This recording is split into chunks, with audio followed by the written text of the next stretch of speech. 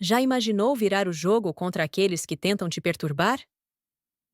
Bem-vindos ao fascinante mundo do Traumatize Them Back, um canto peculiar do Reddit, onde a criatividade encontra essa justiça poética.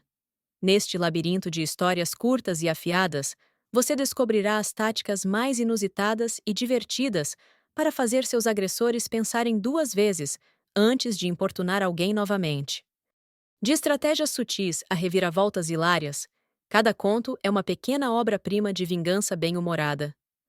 Prepare-se para rir, se surpreender e, quem sabe, colher algumas ideias para suas próprias aventuras em autodefesa psicológica. Estas pérolas do Reddit prometem não só entreter, mas também mostrar que, às vezes, a melhor maneira de lidar com um problema é com uma dose generosa de engenhosidade e um toque de travessura. Primeira história. Algumas senhoras tentaram me dar um sermão sobre minhas tatuagens, então mostrei a elas as tatuagens da minha mãe e do meu marido. Meu marido, minha mãe e eu decidimos visitar a família do meu marido. Eles vivem em uma pequena e remota vila europeia. Ele sempre me dizia que os moradores de sua cidade natal são excessivamente religiosos e intrometidos, especialmente as mulheres mais velhas. Achei que seria bom, já que ficaríamos lá apenas por algumas horas e não pretendíamos fazer nada de escandaloso. Minha sogra resolveu convidar algumas amigas dela depois que chegamos, já que elas estavam curiosas sobre sua nova nora. E, oh meu Deus! Aquelas moças eram insuportáveis. Elas me encaravam em todas as oportunidades, julgando meu cabelo tingido e meus piercings nas orelhas, fazendo suas caretas. Tentei ignorar os olhares delas. Afinal, ficaríamos lá por apenas algumas horas, e pensei que não valia a pena fazer uma cena por causa de algumas mulheres que eu talvez nunca mais vá ver na minha vida. Mas uma delas viu minha tatuagem no braço e disse: "Você não deveria rabiscar seu corpo." Então todas começaram a comentar sobre como eu deveria ter vergonha de mim mesma por prejudicar o corpo que Deus me deu, e como minha sogra teve azar por uma pessoa dessas se casar com seu filho. Então, calmamente, chamei minha mãe e disse a ela que essa mulher estava interessada na minha tatuagem. O que elas não sabiam era que minha mãe também tinha a mesma tatuagem. Minha mãe orgulhosamente mostrou a elas sua própria tatuagem e lhes disse que a tatuagem representa meu falecido pai, e o quanto significava para ela que eu tivesse a mesma tatuagem que ela. Então, brincando, pedi para minha mãe mostrar a elas suas outras tatuagens. E ela puxou o suéter para cima para revelar seu outro braço, coberto de tatuagens. A reação em seus rostos não tinha preço.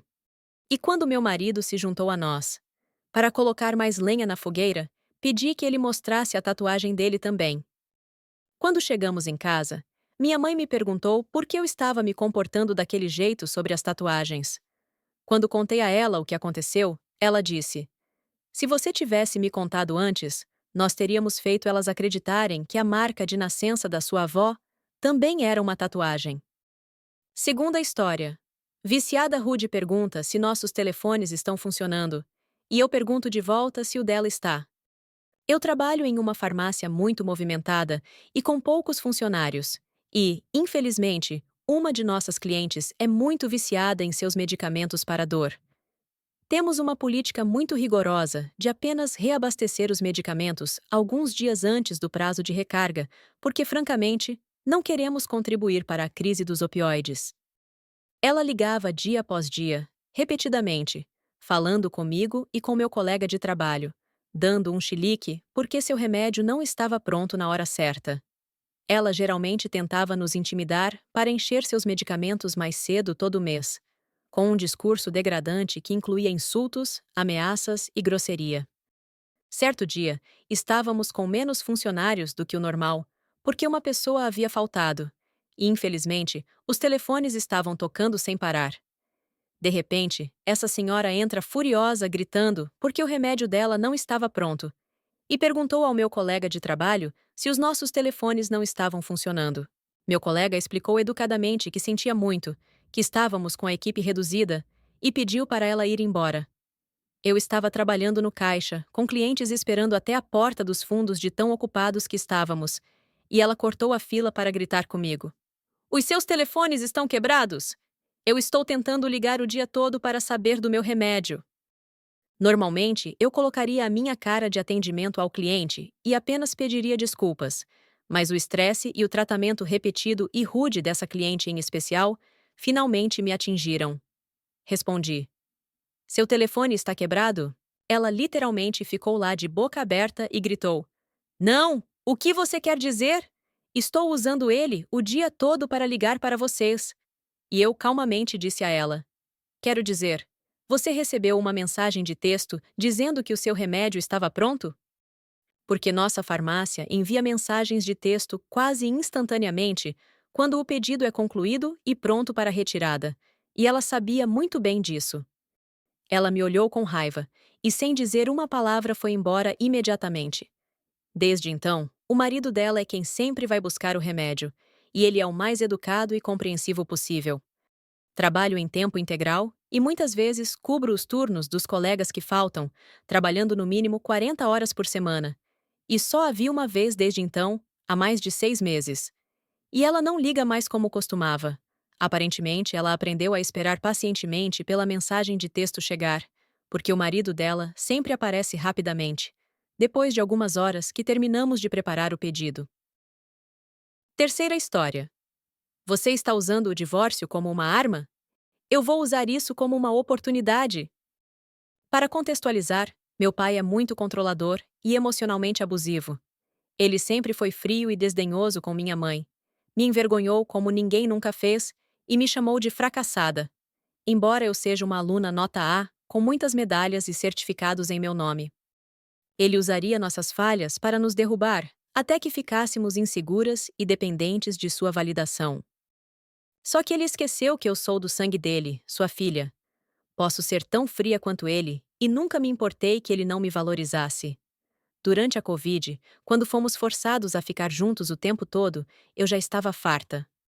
Eu e minha mãe paramos de falar com ele quase que completamente, e eu me concentrei nos meus estudos. Entrei em uma boa faculdade, e ele sabia que isso significava que eu poderia ter a liberdade de finalmente me afastar dele, embora ele tenha tentado me forçar a ir para uma faculdade em nossa cidade.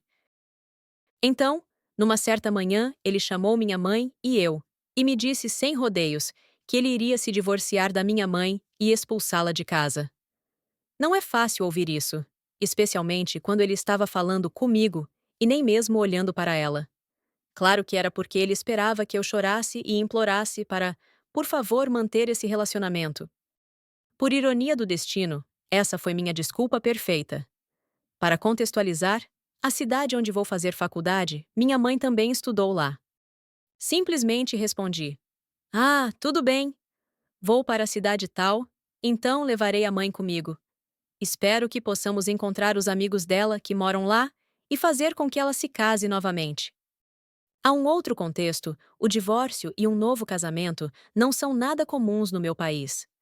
Minha resposta não foi apenas incomum, mas também corajosa. Eu disse isso no mesmo tom frio que ele costuma usar. Ele ficou atordoado, tanto que não conseguiu esconder nem por alguns segundos. Levantei-me e guiei minha mãe de volta para o nosso quarto, mas não sem antes dizer: Me diga quando você vai se casar de novo, eu quero um irmão. Eu sou filha única. 4 anos depois, tirei minha mãe da casa do meu pai, e agora vivemos felizes, e ela não se casou novamente. Minha resposta foi uma mentira para abalar o poder que ele achava que tinha sobre nós, e nos separamos do meu pai, que também não se casou novamente porque era apenas um blefe. No ano passado, ele tentou entrar em contato comigo, dizendo por que eu não falo mais com ele. Perguntei se ele já tinha encontrado minha madrasta. Então ele nunca mais entrou em contato comigo. Quarta história. Você tem que continuar sua linhagem familiar. Senhor, minha linhagem familiar está ferrada. No meu país, espera-se que toda mulher coloque encontrar um bom marido como parte de seus objetivos de vida. Para a surpresa de muitos dos meus amigos, eu me identifico como assexual e aromântica desde o ensino médio. Todos que me conhecem sabem que se me perguntarem se eu já gostei de alguém romanticamente, eu direi categoricamente: não, não estou interessado em encontrar um parceiro no momento e nem gostaria de ter um. Apenas meu pai e meus irmãos levam isso a sério. E eles são legais sobre isso, graças a Deus.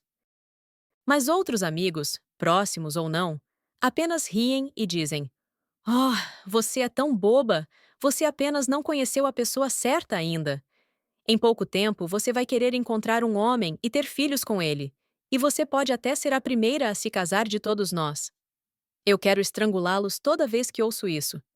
Mas eu geralmente ignoro, porque é a norma aqui e não posso culpá-los. Mas, nesta semana, enquanto meus amigos da faculdade, de quem não sou tão próxima, e eu estávamos em uma discussão em grupo, o tópico de casamentos, encontrar um parceiro e constituir família, foi levantado de alguma forma. E mais uma vez, quando a questão foi direcionada a mim, dei minha resposta de desinteresse pelo casamento como sempre. Todos ficaram chocados ao ouvir o que eu disse, e com a reação padrão começaram a falar. Ainda não é sua hora, não se preocupe. Ou, como você ousa dizer isso? Seus pais não vão ficar chateados? Ah, mas você vai se sentir tão sozinha, e etc. Mas uma amiga, sem motivo algum, pareceu ficar tão chateada com o meu desinteresse que disse: Você deveria ter vergonha de si mesma. Você não sabe que é dever da mulher se casar e ter filhos para continuar sua linhagem familiar. Se não, então que utilidade você tem neste mundo? Eu pensei, sério que eu estou ouvindo isso? Em que ano vivemos agora para que esse tipo de declaração ainda seja aceitável para uso? Ainda estamos nos anos 80? Eu simplesmente gritei com eles e disse: Eu venho de uma família que herdou câncer de pulmão. Todas as mulheres da família da minha mãe tiveram câncer e morreram antes mesmo de chegar aos 40 por causa disso. Isso inclui minha mãe. Então me desculpem se não pareço muito entusiasmada em continuar deixando de herança essa doença para meu hipotético futuro filho. Apenas algumas pessoas sabiam dessa informação, e agora todas elas fazem parte. Depois disso, todos nós ficamos em silêncio. A discussão do grupo foi arruinada e eu simplesmente não quero estar perto deles no momento. Eu me desculpei e saí mais cedo. Eu os traumatizei? Espero que sim, porque agora eu quero que eles pensem. Calem a boca e parem de chamar outras pessoas de inúteis só porque elas não se encaixam na norma. E aí, o que acharam dessas pérolas do Traumatize Them Back? Essas histórias deixaram vocês com um sorriso maroto no rosto ou com ideias para suas próprias aventuras de vingança criativa? Deixem nos comentários o que pensaram. Vocês querem mais dessas histórias hilariantes ou preferem que eu explore outros cantos curiosos do Reddit? Sua opinião é crucial para moldar o conteúdo futuro deste canal.